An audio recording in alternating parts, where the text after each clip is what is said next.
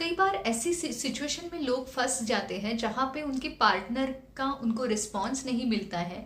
अपने रिलेशनशिप को सेव करने के लिए, उसको आगे बढ़ाने के लिए कोई एक पार्टनर बहुत कोशिश करता है, दूसरा पार्टनर उसको समझने की कोशिश नहीं करता है, या फिर जो भी कम्युनिकेशन हो रहा है उसको रिस्पॉन्ड नहीं करता है, या फिर उसको ज़रूरत नहीं लगती है उस रिश्ते की। और इसकी वजह से जो कोशिश कर रहा है उसको बहुत ज़्यादा फ्रस्ट्रेशन आता है, बहुत ज़्यादा दुख होता है, बहुत ज़्यादा अकेलापन वो फील करता है, और इसकी वजह से वो एक ही रिश्ते में अटक जाता है। बाकी जो लाइफ है वो बाकी लाइफ के ऊपर उसका ध्यान ही नहीं जाता है, और उसको लगता है मेरी पूरी लाइफ जो है ना वो ख़राब हो गई है, या फिर मेरी लाइफ में अभी कुछ खुशी ही बाकी नहीं है, तो जिसकी वजह से बहुत ज़्यादा तकलीफ होती है। तो आज हम इसी टॉपिक पे बात करने वाले हैं। नमस्ते, मैं हूँ पल्लवी पाटनकर। मनोवेद में आप सभी का बहुत स्वागत है।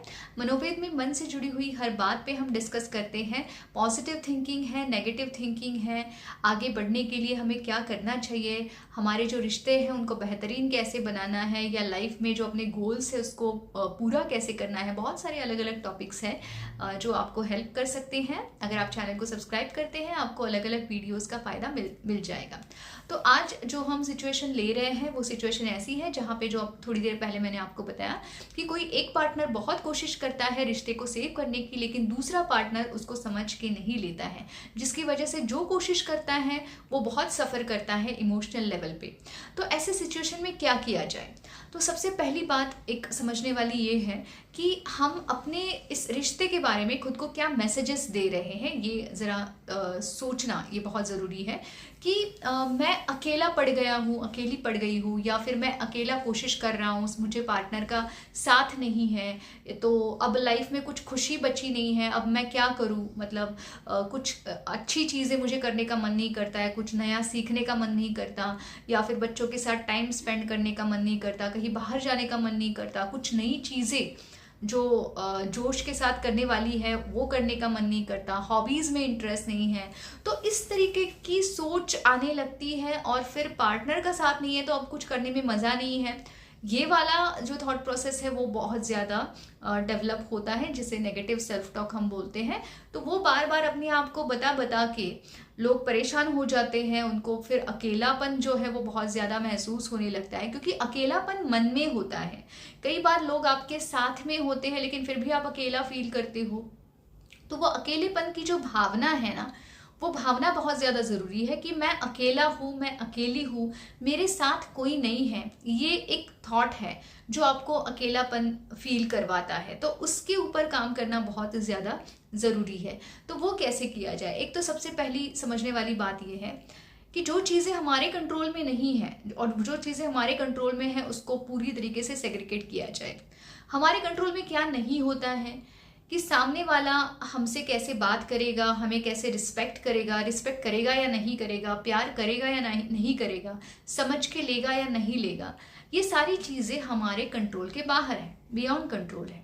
हम कितना भी चाहे लेकिन सामने वाले से ज़ोर ज़बरदस्ती से अपनी बातें समझे हमारी बातों को, या हमें प्यार करे, या हमें एक्सेप्ट करे, ये हम ज़ोर ज़बरदस्ती नहीं कर सकते। तो ये एक बात जो है ये यूनिवर्सल ट्रूथ है। दुनिया का कोई भी व्यक्ति किसी के ऊपर कंट्रोल नहीं कर सकता, किसी के थॉट को, बिहेवियर को चेंज नहीं कर सकता, चाहे वो आपका कितना भी करीबी रिश्ता हो। ये एक जो फैक्ट है ये बहुत एक्सेप्ट करने वाली फैक्ट है। तो अब इसके बाद, एक्सेप्ट करने के बाद हमारा अगला स्टेप क्या है कि हमें ये समझ के लेना है कि अगर कोई एक रिश्ता मेरी लाइफ का ऐसा है जो भले कितना ही मेरे पार्टनर के साथ मेरा रिश्ता हो, कोई भी करीबी रिश्ता हो, जिसमें बहुत ज़्यादा तनाव है या बहुत ज़्यादा सामने वाला रिस्पॉन्ड नहीं कर रहा है, समझ के नहीं ले रहा है, तो वो मेरी लाइफ का एक रिश्ता है। एक, भले वो कितना भी अहम हो, लेकिन वो एक ही रिश्ता है जो ऐसा है। अब इसके अलावा कौन कौन से और रिश्ते हैं जहाँ पे मुझे प्यार मिला है, जहाँ पे मुझे सपोर्ट मिला है, जहाँ पे लोग मेरी कदर कर रहे हैं, या लोगों को मेरी ज़रूरत है। ऐसे कौन से रिश्ते मेरे लाइफ में है, चाहे वो दोस्त है, चाहे वो आपके बच्चे हैं, चाहे वो आपके पड़ोसी है, किसी के साथ के भी रिश्ते हैं जहाँ पे प्यार है, अपनापन है, या एक कनेक्शन है, एक बॉन्डिंग है, ऐसे काफ़ी सारे रिश्ते होते हैं। लेकिन हम उसको अनदेखा करते हैं जस्ट बिकॉज कि हमारे लाइफ का एक रिश्ता खराब है इसलिए।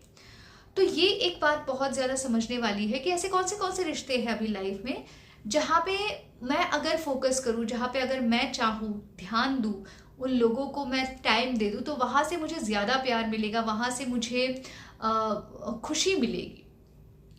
तो ये एक बहुत सोचने वाली समझने वाली बात है, क्योंकि कई बार ऐसे होता है कि किसी एक रिश्ते में खुशी नहीं है तो आप बाकी के रिश्तों पे भी अन्याय करते हो अननोइंगली, मतलब अनइंटेंशनली। कोई इरादा नहीं होता है लेकिन वो हो जाता है आपसे, कि आप अपने पेरेंट्स को टाइम नहीं देते हो, आप अपने बच्चों को टाइम नहीं देते हो, आप अपने दोस्तों को टाइम नहीं देते हो, वहाँ पे उनके साथ बात करना, बाहर जाना, ये चीज़ें नहीं होती है, या कुछ फंक्शंस है, प्रोग्राम्स है, वहाँ पे जाके कुछ करना, ये आप नहीं करते हो, जिसकी वजह से जो खुशी आपके हिस्से में आ सकती है वो भी आपसे दूर जाती है। क्योंकि आपके दिमाग में एक ही बात होती है कि मेरे इस रिश्ते में खुशी नहीं है, या इस रिश्ते में मुझे प्यार नहीं है, तो अब मेरी लाइफ में कुछ मतलब नहीं है, या कुछ मैं करके क्या करूं, मेरी कुछ खुशी ही नहीं बची है। तो इस तरीके का नेगेटिव सेल्फ टॉक होने के वजह से आपका क्या होता है, आप बाकी के रिश्तों को जस्टिस नहीं दे पाते हो, वहाँ से जो आपको प्यार मिल सकता है वो भी आप अपने थॉट्स की वजह से उससे आप दूर रहने लगते हो।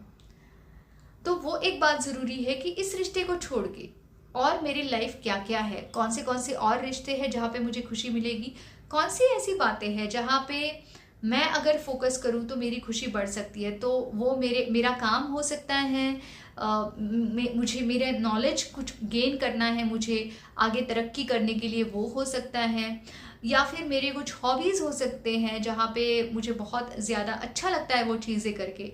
तो ऐसे बहुत सारी चीज़ें हैं जो अगर आप चाहो तो उसको ज़्यादा टाइम देके, उस पर ज़्यादा ध्यान देके, उन सारी चीज़ों से खुशी पा सकते हो और खुश रह सकते हो।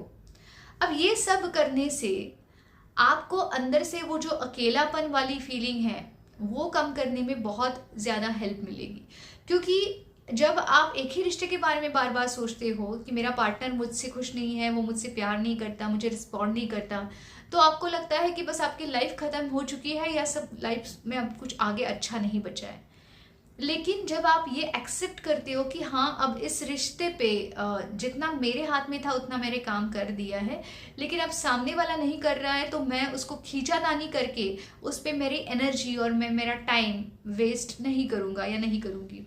अब जो चीज़ें मेरे हाथ में हैं, जो मेरे लाइफ की चीज़ें, जो प्रायोरिटीज़, जो बाकी के रिश्ते या बाकी के काम, मुझे उस पर ध्यान देना है, मुझे उसमें जो खुशी मुझे मिल सकती है, मुझे उस खुशी पे ज़्यादा ध्यान देना है।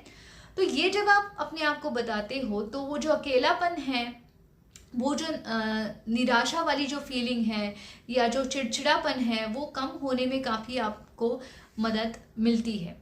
ये प्रैक्टिस करने वाली बात है, ऐसे ही किसी के बताने से ये समझ में नहीं आएगा। जब आप ये चीज़ें एक्चुअली उसको एक्सप्लोर करोगे, जब आप उसी नज़रिए से देखोगे अपनी प्रॉब्लम को, तो आपको ये चीज़ें समझ में आ जाएगी।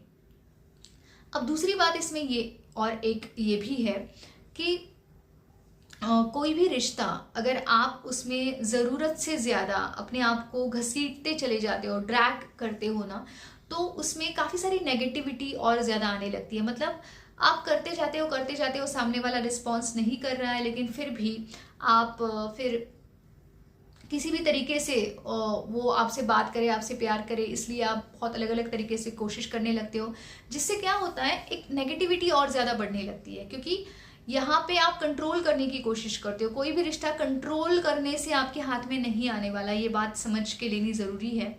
तो कंट्रोल अगर आप ज़्यादा करने लगोगे तो उससे और ज़्यादा नेगेटिविटी आएगी।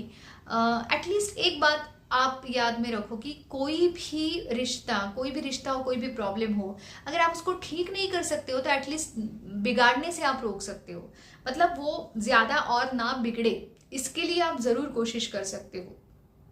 तो अगर आपका पार्टनर रिस्पॉन्सिव नहीं है, अगर आपको उसका साथ नहीं मिल रहा है, तो इस बात को एक्सेप्ट करते हुए, बाकी चीज़ों पे ध्यान देते हुए आप इस प्रॉब्लम को और बढ़ने से रोक सकते हो।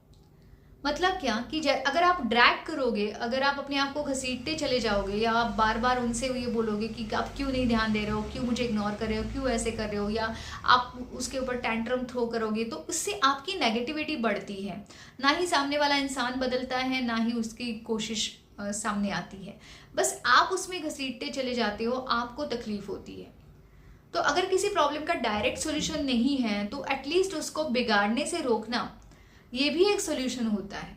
शांति बरकरार रखना, या अपने आप को किसी और चीज़ों में डाइवर्ट करना, किसी और चीज़ों में ऑक्यूपाइड रखना, अपने आप को एनर्जेटिक रखना, अपने आप को पॉजिटिविटी की तरफ लेके जाना, ये भी एक सोल्यूशन की जैसे काम करता है।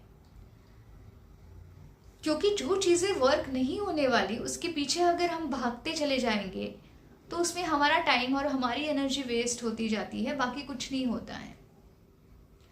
इसीलिए ये बात समझना बहुत ज़्यादा ज़रूरी है, इसको इम्प्लीमेंट करना ज़रूरी है। वीडियो अगर पसंद आया है तो लाइक करना मत भूलिए। ज़्यादा से ज़्यादा लोगों तक ये जो इन्फॉर्मेशन है वो पहुंचती रहे, इसलिए आप शेयर कीजिए, और ऐसे ही अलग अलग वीडियोस के लिए चैनल को सब्सक्राइब कीजिए। धन्यवाद।